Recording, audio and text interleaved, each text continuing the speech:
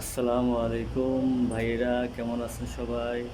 এই আমাদের রায়ান ভাই, ছোটো ভাই, এই আজকে এই কামটা করলো, আমি আর ছোটো ভাই মিলা। তো ওইটা হইলো গেট ওয়াল লাগালাম 4 ইঞ্চি, আর মেড ইন চায়না। আর এখানে প্লান্স 20 সেন্টি ফ্রিজ দিলাম সাপোর্টের জন্য। প্লান্স লাগানোর পরে এলো গেট বাল্ব, সেম সেম নন রিটার্ন বাল্ব, পানি ঢুকবেও বাইর হবে না। আর এখানে এটা একটা টি লাগাইলাম, 4x1 টি, মেকানিক্যাল টি। তো এখানে প্রেশার গেজ দেওয়া, পানি কত স্পিডে যায়, কত প্রেশার দেখার জন্য। এরপরে এখানে একটা কোরিং করা আছে, ওই জিনিসটা এখনও আসে না স্টোরে, এগুলো ফটার। তো পানি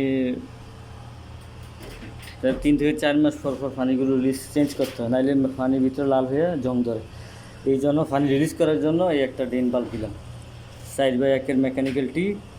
এইভাবে এলবো দিয়া একটা ড্রেন বাল্ব দিলাম, পানি গেল না না গেলেও এই যে গ্লাসের মধ্যে দিয়ে দেখা যাবে। আর এখানে একটা ইউনিয়ন দিলাম। ইউনিয়ন দেওয়ার উদ্দেশ্য হলো কোনো কারণবশত এখানে ড্রেন বাল্বটা খারাপ হয়ে যেতে পারে, এই যে যাতে চেঞ্জ করা যায় এই জন্য এটা দিলাম।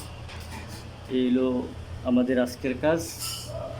তো এরপরে আপনার আল্লাহ ভালো করো, এইখানে প্লান্টস লাগানোর পরে কত সেন্টি ডাইমেনশন দেয় না, ডাইমেনশন দেওয়ার পরে এখানে এলবো 90 ডিগ্রি লাগানোর পরে ওয়াল সিধে করে বাইরে যাবে মেন লাইন, এখান থেকে পানি ঢুকবে এখান দিকে। এইগুলো করছি। আর এই তো পিবিআর সিস্টেম, ওয়াটার সাপ্লাই।